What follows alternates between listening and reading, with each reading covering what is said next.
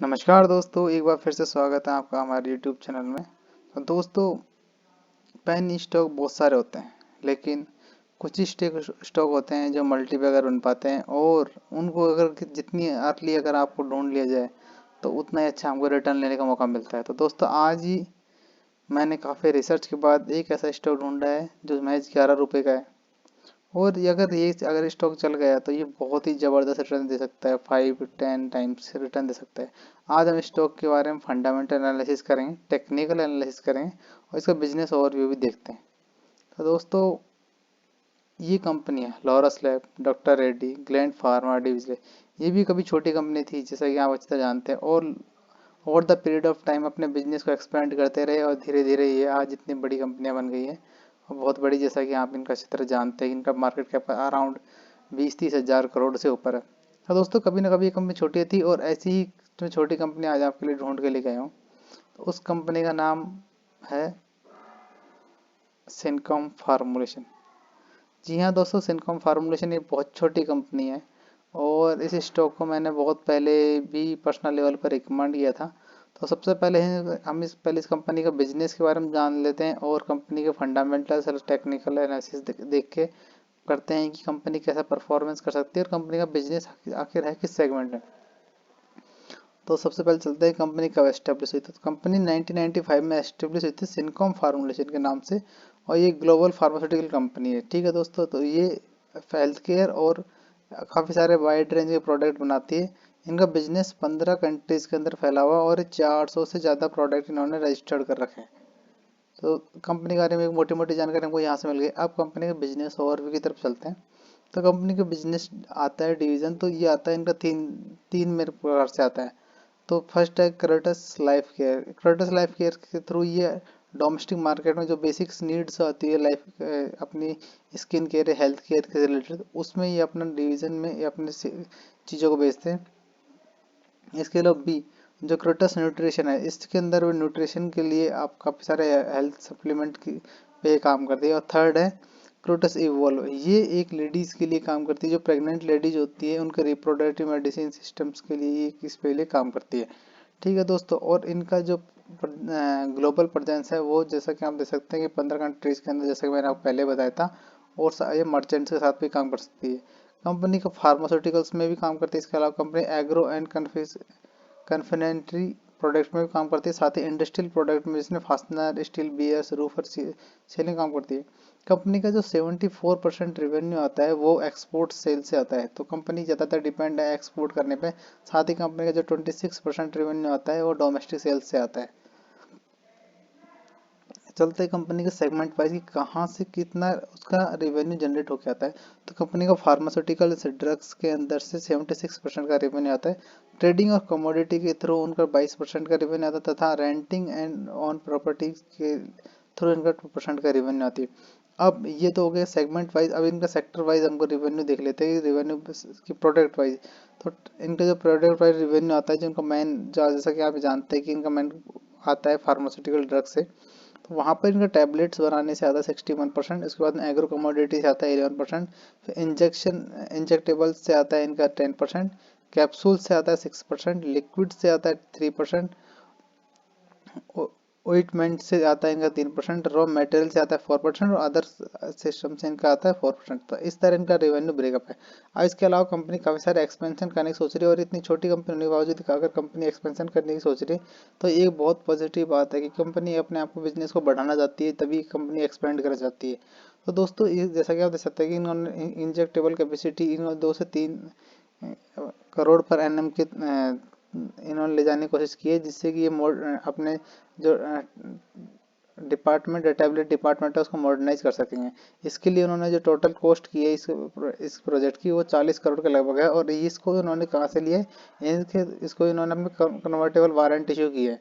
जैसा कि यहाँ पर आप पढ़ सकते हैं कि in which is funded by the company by issuing 15 crore 93 lakh 47,820 convertible warrant at the price of 2.53 rupees. इस प्राइस पे इन्होंने वारंट इशू की है।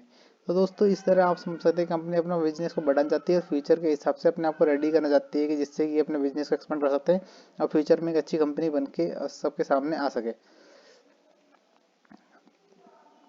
अब चलते हैं कंपनी के क्वार्टर रिजल्ट। तो क्वार्टरली रिजल्ट सबसे ज़्यादा ज़रूरी है दोस्तों कि क्वार्टरली रिजल्ट से ये हमको पता चलता है कंपनी ग्रो ग्रो हो भी रही है या नहीं हो रही है। तो कंपनी क्वार्टर रिजल्ट आपके सामने है। तो कंपनी की जो सेल्स हैं वो सेल्स जैसा कि यहाँ पे देख सकते हैं कि सेल्स 47 करोड़ के लगभग थी दिसंबर 2018 में, जो बढ़ के 52 करोड़ हो गई। और साथ ही इनका जो ओपीएम था वो ओपीएम 7% के लगभग था, जो बढ़ के 10% के लगभग हो गए। अब इसके बाद में कंपनी के प्रॉफिट बिफोर टैक्स देख सकते हैं। तो प्रॉफिट बिफोर टैक्स भी आप देख सकते हैं कंपनी के जो है बढ़ के 7 करोड़ के लगभग हो गए हैं, और नेट प्रॉफिट इनका बढ़ के 5 करोड़ के लगभग हो गए हैं। ये क्वार्टर की बात कर रहे हैं।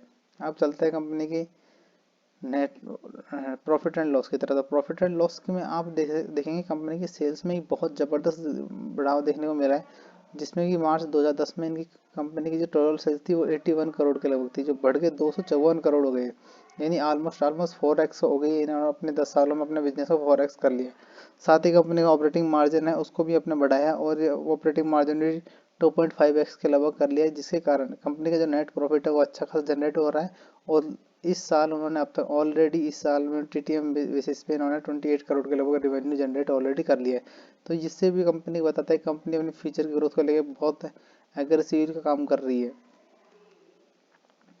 अब चलते हैं कंपनी बैलेंस शीट। तो बैलेंस शीट आपके सामने है दोस्तों। तो बैलेंस शीट में जैसा कि आप यहाँ देख सकते हैं कि कंपनी ने अपनी शेयर कैपिटल उसको बहुत बढ़ाया है, और इसमें शेयर कैपिटल बढ़ी है। साथ ही रिजर्व रिजर्व उन्होंने अपने अच्छे खासे इंप्रूव किया है। ठीक है दोस्तों, तो रिजर्व भी अब इसमें आप देख सकते हैं कि 123 करोड़ रुपीज़ के उनके पास रिजर्व ऑलरेडी पड़े हैं। ये सितंबर के डाटा है। अब लेकिन जो कंसर्न वाली बात है कि जो अच्छा यहाँ पे देख सकते हैं, कंसर्न वाली बात ये है कि कंपनी ने अपनी बोरिंग बढ़ाई है, लेकिन जैसा कि मैंने आपको अर्लियर बताया ये कंपनी अपना एक्सपेंशन करने की सोच रही है। इसके चक्कर में इन्होंने बोरिंग ली है, और जैसा कि आप अच्छी तरह जानते हैं कि बिना बोरिंग के कोई भी जल्दी से कोई भी बिजनेस एक्सपेंड नहीं होता। तो ये भी आराम से अगर चाहे तो अपने रिजर्व के थ्रू ही अपनी बोरिंग्स को चुका सकते हैं। टोटल लाइबिलिटीज इनकी बहुत ज़्यादा बढ़ी है, ये भी एक कंसर्न वाली बात है। जो चीज़ मैं लाल निशान में अंकित कर रहा हूँ, मैं समझ चलिए कि वो एक नेगेटिव पॉइंट है, और मैं कंपनी की पॉजिटिव चीज़ें नहीं बता रहा हूँ, कंपनी की नेगेटिव चीज़ भी आपके सामने साथ ही रख रहा हूँ। अब चलते हैं कंपनी की share holding pattern. Share holding pattern में आप एक पॉजिटिव साइन देखेंगे, बहुत अच्छा पॉजिटिव साइन जो मेरे को देखने को मिला इस कंपनी में। सबसे अच्छी बात है कि कंपनी के जो प्रोमोटर है वो क्वार्टर अपनी होल्डिंग बढ़ाते जा रहे हैं। जैसा कि यहाँ पे देख सकते हैं कि मार्च 2020 के बाद उन्होंने लगातार अपनी होल्डिंग को बढ़ाया है। 40.14 से उन्होंने 40.48 की, फिर उसके बाद में मार्च 2021 में 41.14 की, और इसके बाद में सितंबर में उन्होंने अपनी होल्डिंग बढ़ा के 44% की कर लिया। साथ ही सबसे इंटरेस्टिंग पॉइंट जो हमको देखने को मिला है इस कंपनी में कि एफआईआई ने पहली बार अपनी पोजीशन करी, वो भी 0.58। चाहे से छोटी ही हो, लेकिन अगर एफआईआई ने अपनी पोजीशन बनाई है तो यानी एक अच्छी पॉजिटिव साइन इस कंपनी के लिए। साथ ही सेकंड पॉजिटिव साइन यहाँ से निकल के आ रहा है कि कंपनी की जो पब्लिक होल्डिंग 61% के लगभग थी वो ऑलमोस्ट घट के 55% ही ऑलरेडी रह गई है। तो ये एक पॉजिटिव साइन है। अब चलते हैं कंपनी की सेल्स ग्रोथ के बारे में। तो कंपाउंड सेल्स ग्रोथ भी आप देख सकते हैं कि कंपनी पॉजिटिव है। ये मैं आपको इसलिए हाईलाइट किया है क्योंकि इससे थ्रू पता चलता है कंपनी के पिछले 5 सालों में 10 सालों में कंपनी अपने आप को किस तरह मेंटेन की हुई है। कई कंपनियों का बिजनेस पिछले 1 साल में या 5 साल में अच्छा होता है, लेकिन उससे पुराना उतना अच्छा नहीं होता। तो ये मैं आपको बताने के लिए इसका मैंने आपको डिटेल ये कि पिछले 10 सालों में कंपनी ने अपने आप को हेल्थी मेंटेन कर रखा है। यहाँ से आप देख सकते हैं कि कंपाउंड प्रॉफिट ग्रोथ में भी आप देख सकते हैं कि इसके में भी ये कंपनी ने आपको हेल्थी मेंटेन कर रखा है, और पिछले 10 सालों का उन्हें कंपाउंड ग्रोथ रेट देखा जाए तो 64% के लगभग है। ऐसे स्टॉक प्राइस भी देखा जाता है, स्टॉक प्राइस CAGR में भी इनको बहुत अच्छा है, और पिछले 10 सालों के हिसाब से 26% का पर एनएम का रेवेन्यू जनरेट करके अपने शेयर होल्डरों को दिया है। चलते हैं कंपनी के रिटर्न ऑन इक्विटी बाद। रिटर्न ऑन इक्विटी हम देख सकते हैं कि वो भी 10% के लगभग है, और लास्ट ईयर का तो 18% के लगभग है।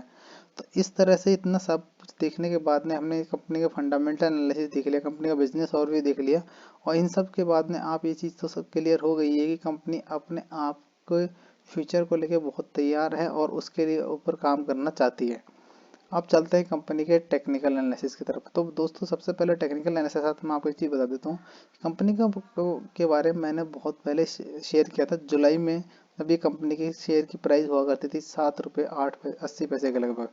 तब मैंने काफ़ी सारे लोगों को ये रिकमेंड किया था ये शेयर। इसके अलावा मैंने 2 शेयर और रिकमेंड किए थे, सूरत टेक्सटाइल तो 6 रुपये 60 पैसे के लगभग किया था, और वो जो आज 22 रुपये के लगभग है, और बनास फाइनेंस जिसने ऑलमोस्ट 10x कर दिया है, और ये 64 रुपये के लगभग है। तो ये मैंने 3 पैनी स्टॉक छांटे थे, और इस तरह के स्टॉक मैं छांट के आपके लिए लेके आता रहूँगा। तो दोस्तों अब चलते हैं कंपनी के चार्ट में। तो चार्ट में आप देख सकते हैं कंपनी का अच्छा खासा ब्रेकआउट देखने को मिला है और एक स्ट्रॉन्ग वॉल्यूम कैंडल या फॉर्म हुई है, जैसा कि अब डाउन ट्रेंड का भी हमको ब्रेकआउट देखने को मिला है। ये भी एक वीकली चार्ट है दोस्तों, मैं पहले बता देता हूँ। तो कंपनी ने पिछले 2 दिनों में 20% का रिटर्न दिया है, यानी 10% का अपर सर्किट कंपनी के इस शेयर पे लगा है। अब यहाँ से कंपनी का आप देख सकते हैं कि कंपनी ने ऑल टाइम हाई मारा था, 13 रुपीज़ के लगभग मारा था। तो यहाँ से आप इस शेयर को अभी भी बाई कर सकते हैं लॉन्ग टर्म के हिसाब से, लेकिन एक मिनिमम कैपिटल लगाना 5,000 10,000 जितना आप लगाना चाहें, या 2,000 3,000, क्योंकि अगर यहाँ से ये 10x भी होता है तो वो आपकी कैपिटल को एक अच्छा खासा मूवमेंट देगा और अच्छा खासा आप प्रॉफिट बना सकते हैं।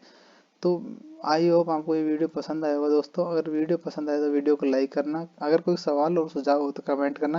आप हमारे टेलीग्राम ग्रुप को भी ज्वाइन कर सकते हैं, जैसे आप यहाँ पे अपने टेलीग्राम ग्रुप में जाकर सर्च कर सकते हैं तथा हमारे QR कोड स्कैन भी कर सकते हैं, और अपने दोस्तों के साथ, अपने जितने भी फ्रेंड्स हैं उनके साथ ये वीडियो शेयर करना जो भी शेयर मार्केट में इंटरेस्टेड है। अगर भी हम आपके लिए कोई भी कंटेंट लेके आ रहे हैं जो आपके लिए पॉजिटिव है, तो हमारे चैनल को जरूर सब्सक्राइब करना। मिलते हैं अगले वीडियो में, तब तक के लिए जय हिंद, वंदे मातरम।